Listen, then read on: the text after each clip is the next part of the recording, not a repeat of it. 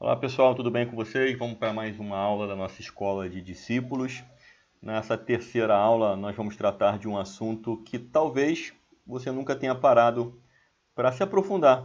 Talvez seu conhecimento seja bem superficial, talvez alguém já tenha te feito alguma pergunta sobre esse assunto. Então, Alexandre, que assunto é esse? Você pode estar perguntando aí. Nós vamos trabalhar sobre o período interbíblico, ou as páginas que estão no meio da nossa Bíblia, aquelas páginas brancas. Algumas Bíblias têm várias páginas, talvez as mais antigas, as mais novas, uma paginazinha ali, fazendo a divisão entre o Antigo Testamento e o Novo Testamento. Você já parou para pensar o que aconteceu nesse período?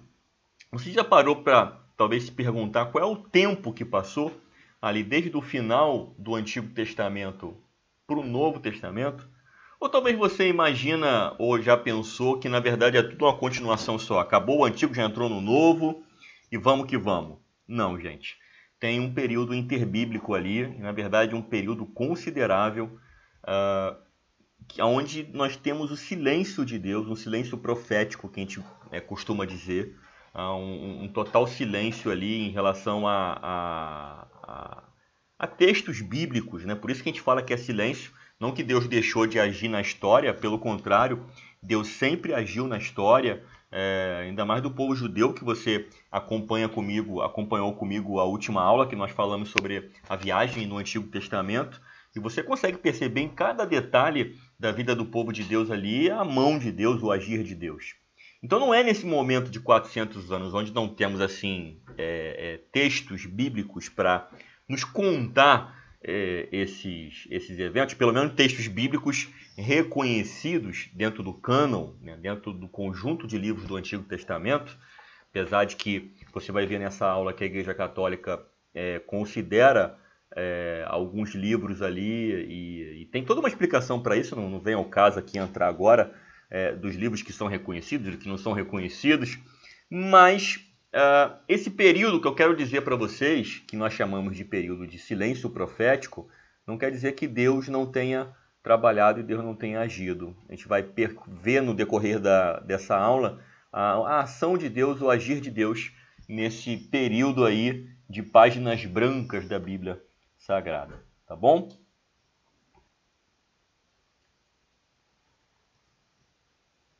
Na aula anterior, nós trabalhamos aqui uma viagem pelo Antigo Testamento e não sei se você lembra, se você não lembra, volta lá. Você tem que, né? Se você não viu, volta lá também, porque é tudo uma continuação. Então eu peguei ali nessa aula 2, parte 1, parte 2, e nós começamos ali a partir da Torre de Babel e nós fizemos todo um panorama bíblico. Eu mencionei sobre o Império Assírio, sobre o Império Babilônico, sobre o Império Persa. São impérios que fazem parte das histórias ali do Antigo Testamento, que interferem de maneira direta na vida do povo de Deus. Então é muito importante conhecer esses impérios, conforme a maneira como um foi sucedendo o outro, é importante a gente entender isso. E aí, nós acabamos a nossa história na última aula, lá em Neemias, onde nós falamos da reconstrução dos muros, está lembrado? Então, nós passamos pelo reino dividido, onde após ali Salomão, o reino é dividido entre Jeroboão e Roboão. Temos ali a nação do norte, a nação do sul, temos o cativeiro assírio, temos o cativeiro babilônico, temos a volta do cativeiro babilônico 70 anos depois, temos a reconstrução do templo com Esdras e Zorobabel, temos a reconstrução dos muros com Neemias. E aí o livro de Neemias, tendo uma análise cronológica, basicamente é onde encerra assim, as coisas ali. E não existe nada assim escrito posterior a esse momento. O que nós sabemos é que temos ali o Império Medo-Persa e o tempo vai se passando e nós começamos a ver a ascensão de um outro império, né? Um império que está começando a surgir, que vai começar a disputar com o Império Persa o domínio daquela região muito famosa que eu vou apresentar para vocês, que é o Crescente Fértil. Uma região de fartura, uma região de muitos rios, uma região de plantio. Tá? Então, uma região que é palco de muitas disputas. Mas antes, vamos trabalhar aqui os nossos objetivos, que é descrever os principais acontecimentos do período interbíblico, entender como este contexto é importante para compreendermos o Novo Testamento e conhecer a geografia da Judéia, Galiléia e Samaria no tempo de Jesus. Você pode estar me perguntando, para que, Alexandre, que eu tenho que estudar esse negócio? Para que eu preciso saber o que aconteceu aí? Se a Bíblia nem está falando disso, se a Bíblia nem se preocuparam ali em ter um livro ali para contar, não tem nenhuma inspiração ali, um livro inspirado para ter ali, né, para ser ali, ter alguma coisa nesse tempo, por que eu tenho que me preocupar com isso? Então, porque para a gente poder fazer uma viagem pelo Novo Testamento, a gente precisa entender todo o pano de fundo que estava acontecendo ali. Então, quando Jesus nasce, nós temos ali o império vigente, que é o Império Romano, e esse Império Romano ele tá misturado com uma cultura helenística. E, Alexandre, que palavra difícil, helenística, que palavra é essa? A gente já vai descobrir. A língua no momento ali era a língua grega, então existia um sincretismo, uma mistura muito grande. Além do mais, o povo judeu ali com as suas tradições, com a lei, dividido em várias seitas judaicas, fariseus, saduceus, essênios, zelotes. Então entender todo esse contexto, o contexto samaritano, que é muito mencionado essa questão entre judeus e samaritanos. Tudo isso, gente, no caso dos judeus e samaritanos, não vem do período interbíblico, vem anterior. Mas todo o demais, o contexto de fundo, ele vem desse período interbíblico e entender esse período é muito importante, tá bom? Além de conhecer também a geografia da Judéia, Galiléia, Samaria, como estava dividido aquela região que algumas vezes é chamada de Síria, Palestina, Levante... Enfim, tem vários nomes aí, Canaã, hoje conhecida como, né, a nação de Israel ali. Então entender como ela estava dividida no tempo do Império Romano, na época que Jesus nasceu. É importante também para nós entendermos todo o contexto do Novo Testamento, tá bom? Então aqui, olha só. Deixa eu mostrar para vocês essa região chamada o Crescente Fértil na Antiguidade. O Crescente Fértil essa região que eu estou passando aqui. Essa que está mais em verde, mas pode vir um pouquinho para cá, um pouquinho para lá. E os impérios eles foram se expandindo, mas essa é a região, é a nata mesmo da região, onde nós podemos ver que ela é muito irrigada. Você vê vários rios aqui, ó, nessa região da Síria e Mesopotâmia. Nós temos o rio Eufrates, rio Tigre. Olha, vindo aqui para baixo, ó, aqui no Mar Mediterrâneo, nós temos Jerusalém, nós temos a Fenícia. A Fenícia que é um povo que até a sua origem ela é meio duvidosa. Alguns vão dizer que eles são de origem semita, outros vão dizer que é de cananeia. Se você viu as minhas últimas aulas, você viu que Noé teve 3 filhos, Sem, Cã e Jafé. Os Sem deram origem aos semitas, o Cã aos cananeus, tá bom? E o Jafé, eu não estou lembrado agora, sinceramente, da quem que se originou os povos lá. Mas o Cã, há uma dúvida de onde se originou aí os fenícios. Mas era um povo do mar, era um povo que tinha a questão das navegações muito forte no seu sangue, né? E aí, o que acontece aqui? Ó? Temos Jerusalém, temos a parte aqui, temos o Rio Nilo, também uma região aqui muito importante aqui de agricultura, de plantio. Então, essa região, gente, é palco de disputa. É palco de disputa até hoje. Tem um outro nome aqui que também é dado para essa região aqui, que é a região do Levante. A gente vai aprender no decorrer da aula também por que é a região do Levante, tá bom? Mas vamos lá. Antes de entrarmos na questão em si, no período interbíblico, a gente precisa entender a estátua do sonho de Nabucodonosor. Alexandre, o que isso tem a ver com o período interbíblico? Muita coisa. Porque essa estátua que você está vendo aqui, na verdade, ela é uma linha do tempo. Então nós temos que enxergar essa estátua como uma linha de sucessão de impérios até o estabelecimento do reino de Deus na Terra. Até o estabelecimento do reinado milenial do Senhor Jesus. Então, a gente precisa entender esse negócio, porque esse foi um sonho que o rei Nabucodonosor teve, e ele pediu para que as pessoas não só interpretassem o sonho, mas dissessem que sonho que ele teve. Ficou mais difícil a charada. Mas Daniel, ele ora, busca o Senhor, e Daniel tem a revelação do sonho. Não só a revelação, mas como também a interpretação. Aqui do lado está a interpretação. O sonho basicamente é uma estátua, ela tem diferentes partes. Ela tem cabeça de ouro, peito e braços de prata, ventre e costas de bronze, pernas de ferro e pés de barro e ferro. Aqui está o texto, tu, ó rei, estava vendo, Daniel 2, 31 a 36, eis aqui uma grande estátua, essa estátua era grande e o seu esplendor era excelente, estava em pé diante de ti e sua aparência era terrível, a cabeça daquela estátua era de ouro, fino, o seu peito e seus braços de prata, o seu ventre e suas coxas de bronze, as pernas de ferro e os seus pés em parte de ferro e em parte de barro. Estava vendo até que uma pedra foi cortada sem mãos, a qual feriu a estátua nos pés de ferro e de barro, e o esmiuçou. Então, olha só, até o 34 já até dá, porque ele vai dizendo que no final de tudo, uma pedra é jogada aqui no pé de barro e de ferro. E você sabe muito bem que barro e ferro não se misturam. Então, você vê que barro e ferro é a parte vulnerável aqui dessa estátua, que é justamente onde a pedra cai. Verso 35, então foram juntamente esmiuçados o ferro e o barro, o bronze, a prata, o ouro, ou seja, esmiuçou tudo.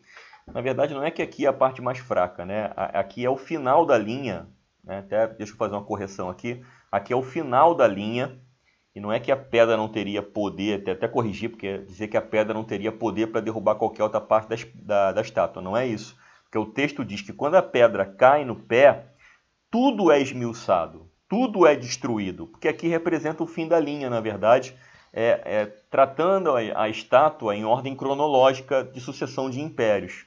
Tá?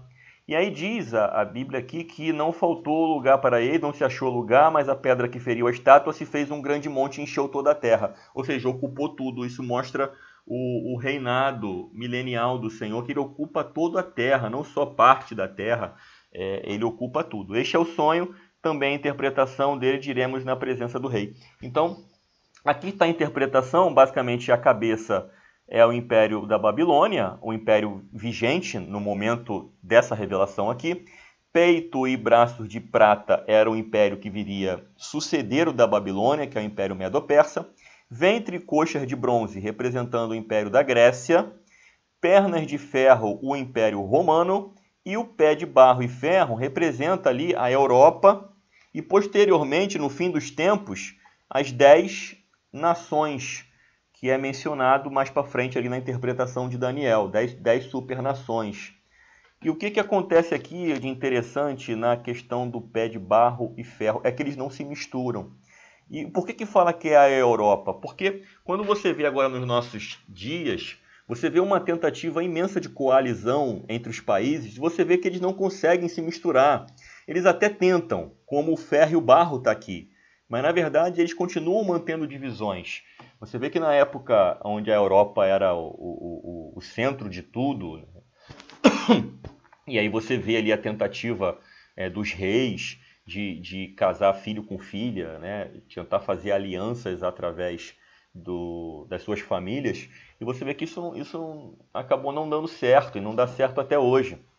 E existe uma divisão muito grande, e nós estamos vivendo basicamente esse tempo de divisão, onde essa pedra vai ser jogada e o reino milenial do Senhor vai ser estabelecido. Tá? Alexandre, o que é o reino milenial? Enfim, não é a aula de hoje. É importante você saber que essa estátua, toda ela passa por esse período interbíblico. Porque quando nós chegamos aqui no Império da Grécia, representado por Alexandre, que na verdade era macedônio, e você vê a Grécia ali, posterior ali à expansão da cultura helenística através do Mediterrâneo, você vê ali que nós estamos no período interbíblico. Quando Roma nasce, ainda estamos no período interbíblico. E aí nós temos ali a revolta dos Macabeus, antes de Roma, no caso, onde por um século ali, se eu não estou enganado, o povo judeu ficou independente. Então você vê que é importante a gente saber esse período, senão fica uma lacuna na história. Tá bom? Isso aí. Introdução. O período interbíblico, também conhecido como período intertestamentário, é um intervalo de aproximadamente 400 anos, tá? De maneira arredondada, tá, pessoal? Entre o final do Antigo Testamento e o início do Novo Testamento. Durante esse tempo, ocorreram uma série de eventos significativos que moldaram a história e o contexto político, cultural e religioso do mundo antigo, particularmente na região do Levante. Então, lembra que eu falei do Crescente Fértil? Essa região ali tem vários nomes, Palestina, a questão mais ali, a região mais próxima ali do Mediterrâneo, também chamada de Síria. Temos mais para cima a Síria, a região toda ali como Canaã, que é a região que Josué entra para conquistar após a morte de Moisés, aquela região que tinha gigantes, tinha pessoas mais fortes do que o povo de Deus, mas logicamente através de Josué e Calebe, aí, depois de peregrinarem 40 anos no deserto, entrarem em Canaã, tudo isso a gente já viu nas aulas anteriores. Tá? Então essa região aqui também tem um outro nomezinho, que é a região do Levante, que essa origem desse nome aqui é do francês, é a origem francesa, e quer dizer onde o sol se levanta. Porque a Europa, quando olhava para aquela região do Mediterrâneo, o sol nasce ali primeiro. Então eles tinham aquela visão do sol nascendo, então eles falavam, aquela região lá onde o sol nasce lá, onde você vê o sol nascendo, é a região do Levante, tá bom? Então grave isso, períodozinho de 400 anos, nós falamos, alguns não concordam com essa opinião que eu vou dar, de silêncio profético, mas a gente fala silêncio profético porque acaba ali os escritos do Antigo Testamento e só vão começar nos Evangelhos.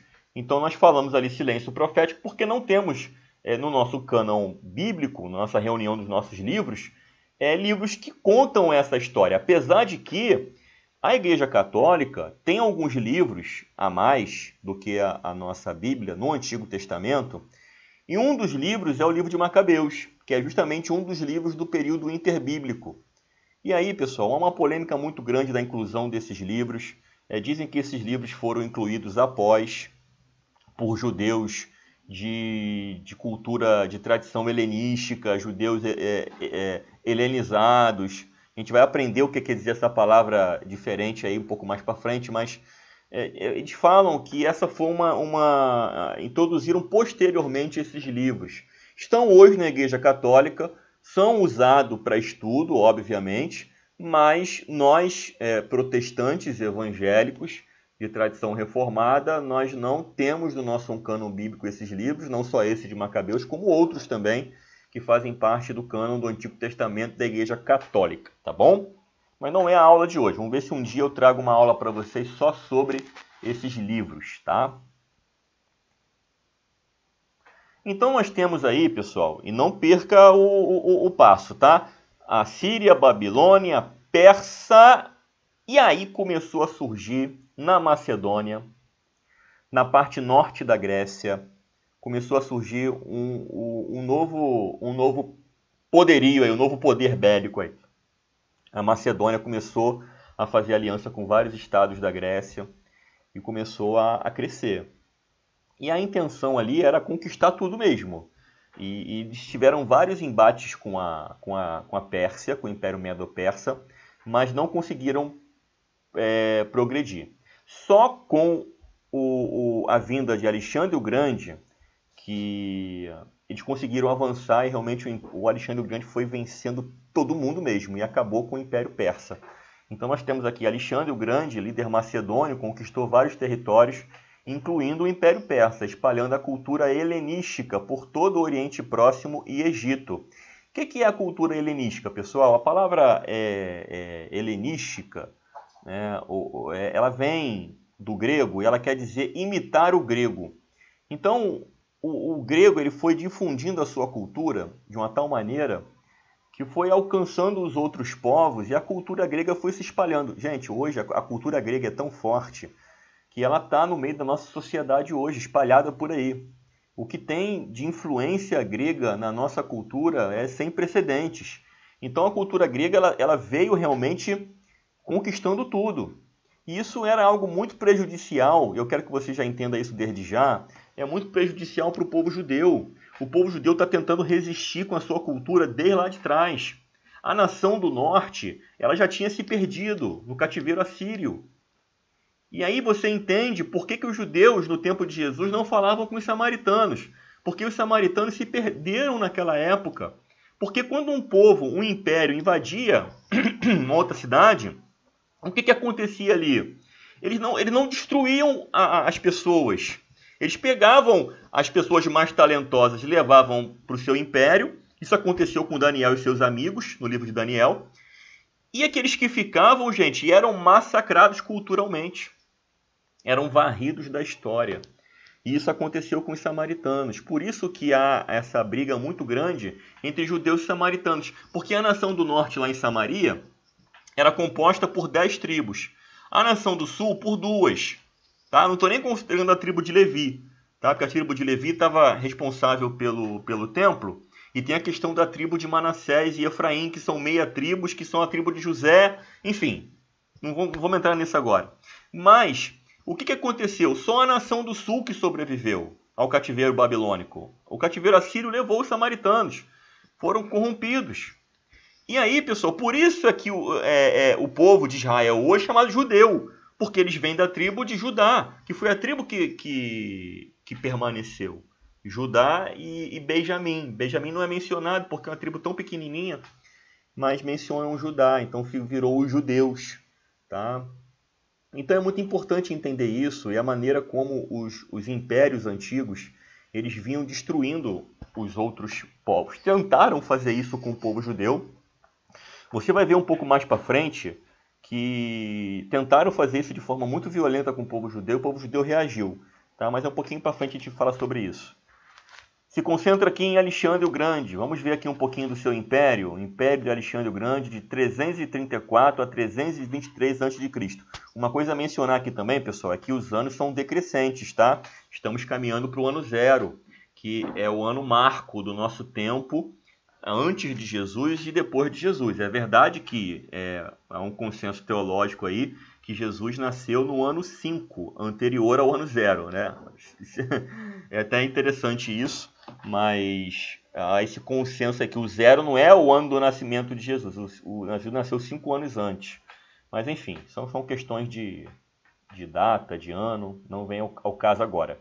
O importante é saber que você vai ver isso decrescente até chegar ao ano 0. Tá? Então não estranha aqui, estamos de trás para frente. Temos aqui o Império de Alexandre o Grande, temos aqui a Macedônia, temos aqui a Grécia, se eu não me engano aqui é o Peloponeso. Gente, essa história do Peloponeso aqui é muito legal, porque existe um caminho aqui, eu até mostrei isso na escola bíblica dos homens, esse caminho aqui do Peloponeso, que é um espaço que você corta para não precisar dar a volta aqui por fora. Muito legal, pessoal, muito legal mesmo. Hoje tem um canal aqui construído, mas o canal foi tão estreito que não dá para passar assim, grandes embarcações. Quando passa esses transatlânticos aí, passa raspando na parede. E olha só, pessoal, se estendeu. Olha, vê se essa foto aqui não lembra você alguma coisa. Não foi o primeiro mapa que eu mostrei para vocês, que é o crescente fértil? Olha só, basicamente é isso, gente. Logicamente, o crescente fértil no mapa que eu mostrei vinha até essa região aqui, ó, onde estava a Síria, a Babilônia. Mas Alexandre o Grande se estendeu muito para essa região, quase chegando na Índia. Olha só como é que o Império do Alexandre o Grande se estendeu de uma maneira impressionante. Você vê que ele vai para esse lado, né? Ele não vai aqui para a região da Europa. Itália, aqui para cima nós temos Itália, Roma e por aí vai. Aí, pessoal, após a morte de Alexandre, nós temos o período helenístico, que é onde houve ali a divisão do reino de Alexandre, e Alexandre morre novo, com 33 anos, a sua causa-morte ela é indefinida, algumas pessoas falam intoxicação, algumas pessoas falam que ele teve um coma alcoólico, outras pessoas falam que ele teve malária, outras pessoas falam... Existem diversas possibilidades aí para a morte do Alexandre, mas é um cara que morreu novo, e o tamanho do seu império, olha só, foi dividido entre os seus generais. Vamos ler aqui. Após a morte de Alexandre, 323 a.C., seu vasto império foi dividido entre os seus generais, conhecidos como diádocos. Os diádocos são herdeiros ou sucessores. Esses generais lutaram pelo controle do império, resultando na formação de reinos helenísticos independentes. Os principais generais envolvidos nessa divisão foram Então vamos lá, antes de passar pelos generais, eu quero te mostrar o seguinte. Eles começaram a brigar entre cada parte aí do Império de Alexandre. Então não foi um negócio amistoso, tá? Temos o primeiro aí, Ptolomeu I, o chamado de Sóter, que quer dizer Salvador. Ficou com o Egito e fundou a dinastia Ptolomaica, que governou até a conquista romana. Temos aí Seleuco I, o Nicator, que é o vitorioso. Essa palavra Nicator quer dizer vitorioso. Assumiu o controle da Babilônia e depois expandiu seu domínio para a Síria. Então, gente, lembra que eu falei que aquela região de Jerusalém ali também é chamada de Síria? Então, ele se expandiu para aquela região ali, tá? Guarde esse nome, Seleuco. É a região onde estava o povo judeu, e o povo judeu foi dominado por esse homem aqui, tá? Pelo Seleuco. E deu um problema isso aí. Vamos lá. Assumiu o controle da Babilônia e depois expandiu seu domínio para a Síria e grande parte do antigo Império Persa, fundando o Império Seleucida. Temos aí Antígono I Monoftalmo. Por que Monoftalmo? Porque ele só tinha um olho, pessoal. Só tinha um olho. Ele controlou, ele perdeu um olho em batalha. Controlou a Ásia Menor e tentou unificar o Império, mas foi derrotado na Batalha de Ipso, em 301 a.C.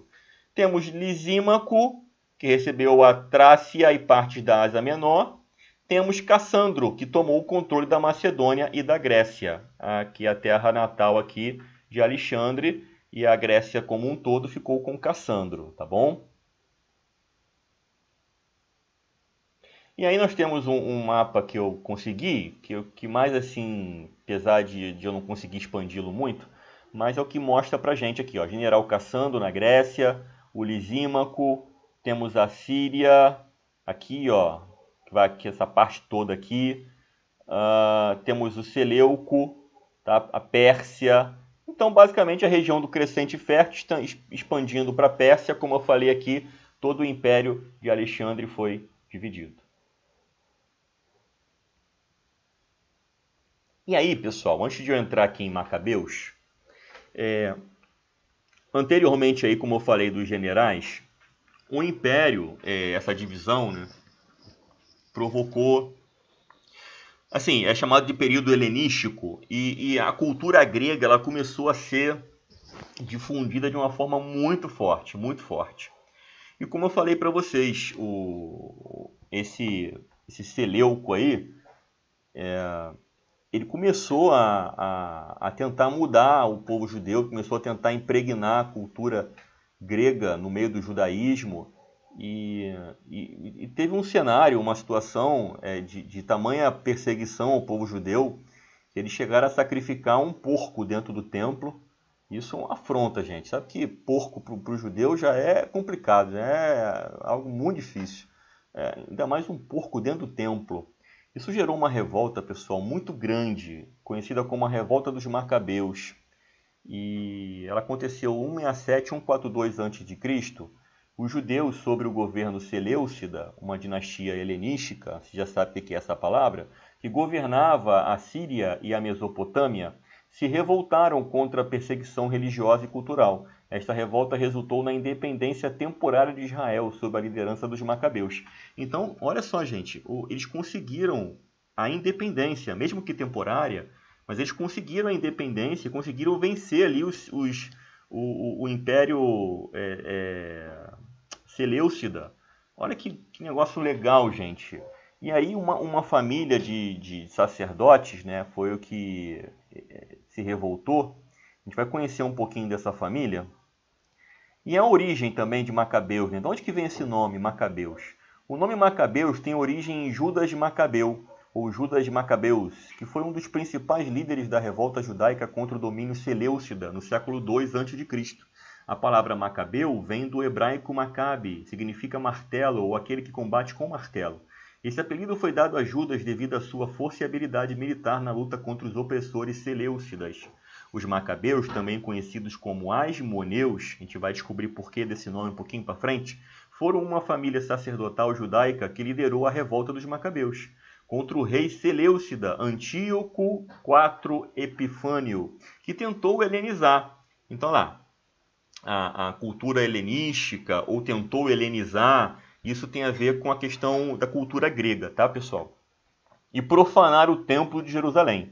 Essa revolta resultou na restauração da autonomia judaica, na purificação do templo, evento comemorado na festividade do Hanukkah. Os membros mais proeminentes da família Macabeu incluem: temos aí o paizão, patriarca da família, que é o Matatias, o patriarca da família iniciador da revolta; Judas Macabeus, o terceiro filho, do qual origina o nome, principal líder militar da revolta; Jonathan Apifus, outro filho de Matatias, que assumiu a liderança após a morte de Judas; Simão Tassi, irmão de Judas e Jonathan, que consolidou o poder e estabeleceu a dinastia Asmoniana. Então, um brigou, o outro assumiu a liderança e o terceiro consolidou o negócio, tá bom? E o pai iniciou tudo. Então, tudo começou com a família, tá? E aqui aquela menção que eu fiz para vocês do livro de Macabeus, que faz parte do cânon de livros do Antigo Testamento da Igreja Católica, tá? E aquilo, se você tiver curiosidade do que aconteceu com os Macabeus, como é que foi essa história, só você acessar aí qualquer Bíblia católica, você consegue ler, ou na internet, só buscar o livro dos Macabeus, que você consegue ler sobre a história, tá bom? Após a tomada do poder, o povo de Deus ali, os judeus, eles ficam independentes. E o período dessa independência vai de 142 a 63 a.C., que é, logicamente, em 63, existe aí a ascensão do Império Romano. Os Macabeus estabeleceram uma dinastia judaica independente, conhecida como a dinastia dos Asmoneus, que governou a Judéia até a conquista romana. Asmoneu refere-se à dinastia e à família sacerdotal, que liderou a revolta dos Macabeus, de forma independente após a vitória sobre os Seleucidas. O nome Asmoneu deriva de um ancestral da família, chamado Asmon, ou Asmon. Portanto, os membros dessa família são conhecidos como Asmoneus. A dinastia asmoniana governou a Judéia de forma independente por cerca de um século, até a conquista romana da região. Então, olha só, período grande, quase um século, não mais de um século, né? Na verdade, aqui, de 142 a 63. Então, basicamente um século foi quando esse tempo de total independência e de paz, né? Imagino eu que o povo de Deus tenha tido um momento de alívio aí até a ascensão do Império Romano. Mas aí, pessoal, a festa acabou, o Império Romano chegou, conquistando tudo, e em 63 em diante, a República Romana expandiu seu domínio sobre o Oriente Próximo, incluindo a Judéia, sob o comando de Pompeu. Posteriormente, a Judéia tornou-se uma província romana, governada por procuradores, eventualmente por reis, clientes, como Herodes o Grande. Este período interbíblico é crucial, quando eu falo todo esse período, para entender o contexto em que o Novo Testamento foi escrito. A influência helenística e romana, juntamente com os eventos políticos e religiosos, moldaram o mundo no qual Jesus Cristo viveu e ministrou, e as comunidades cristãs primitivas se formaram. E aí, pessoal, nós temos aqui o Império Romano, um império que ele já tende aqui para a região da Europa, e já vem pegando aqui a parte toda aqui, a Itália, a Hispânia, né? A Lusitânia. Esse aqui era o Império Romano, época antiga aqui, né? Temos o Egito. Olha como é que o Império Romano ele se estendeu, né? E olha aquilo que eu falei para vocês, essa região aqui de Jerusalém, de Antioquia, olha o nome que é dado aqui, região da Síria. Tá? Então, não estranhe, tá? Se você vê esse nome também, tá bom? E agora, acho que é o nosso último mapa, que é Israel nos dias de Jesus. Então, pegando aqui o Império Romano, que foi esse mapazinho que nós mostramos aqui, a gente vai dar um zoom aqui nessa época, tá? Aqui, ó, essa região aqui, que é essa região aqui que você está vendo agora. E aqui, quando nós lemos a Bíblia, é isso aqui que a gente está vendo, tá? É isso que a gente está vendo. Nós temos aqui Belém, ó, nascimento de Jesus. Olha onde fica Nazaré. É longe, gente. Imagina para ir a pé. Muito longe. É legal a gente olhar um mapa assim e se ambientar com os lugares. Ó, nós temos Jerusalém, nós temos Emaús. Lembra de Emaús? Daqueles 2 discípulos que voltavam no domingo da ressurreição? Ó, nós temos Hebron. Olha o Jericó aqui. Olha a região de Samaria. Olha que legal. Olha o poço de Jacó, pessoal, onde Jesus teve que parar para conversar com a mulher samaritana. Era necessário passar por Samaria. Olha que legal, ele passou aqui pelo meio, o pessoal desbordava aqui o caminho, ó, pelo Rio Jordão, para não passar por Samaria. Quando o pessoal aqui de Jerusalém queria ir para Galiléia, eles passavam por fora, eles davam a volta aqui por fora, tá? Passava aqui por fora, lá na frente eles, ou seja, não cruzavam essa região aqui de Samaria, justamente, pessoal, por causa daquele motivo lá de trás do Império Assírio. Então vamos lá aqui, ó. Essas partes aqui em colorido, elas estão marcadas aqui na nossa escala. Por exemplo, aqui, essa parte, isso aqui eu vou chamar de azul, tá, gente? Eu acho que é um azul. Essa parte em azul aqui, alguém pode estar vendo verde, né? Eu acho que verde é isso aqui.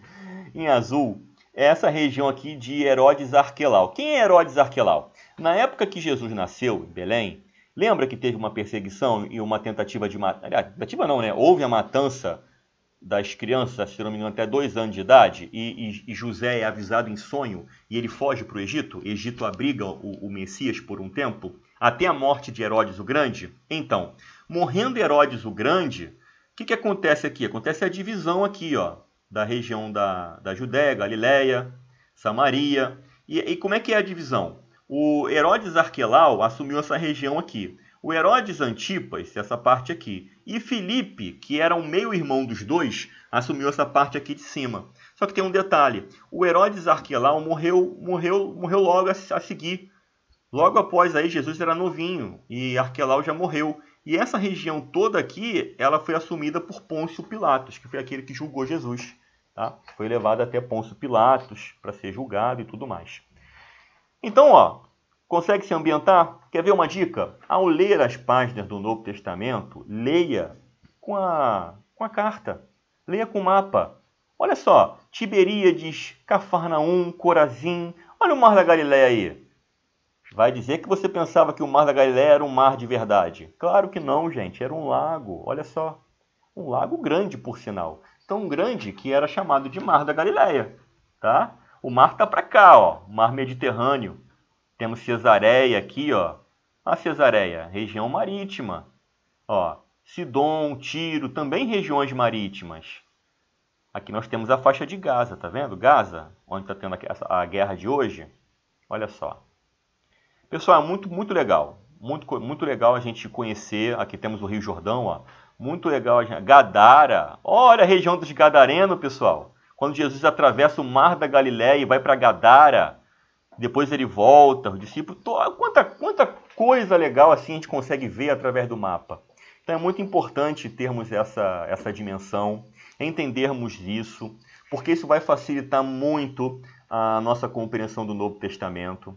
Na próxima aula, aí sim, a gente vai fazer uma viagem pelo Novo Testamento, entendendo assim agora as religiões judaicas, porque todo o contexto de império você já aprendeu comigo hoje. E a gente vai entender a questão dos fariseus, saduceus, zelotes, essênios, de onde que veio esse povo todo aí, que são seitas judaicas, a influência grega, romana, essa mistura com o samaritano. Como entender todo esse contexto é fundamental para entendermos ali os evangelhos e posteriormente aí entender Atos dos Apóstolos, as cartas paulinas, que é a expansão do evangelho por todo o mundo. Entender aí os livros escritos pelos apóstolos, o Apocalipse em si, tudo é muito importante, pessoal. Fica para a próxima aula. Eu espero que você tenha curtido esse momento. Nós falamos nessa aula aqui sobre um período interbíblico. Eu acredito que agora você vai poder explicar, pelo menos com um pouco mais de conhecimento, a cada pessoa que tiver essa dúvida no trabalho, na escola, seja onde for, que for conversar com você. Aliás, o que é aquela página branca do meio da Bíblia?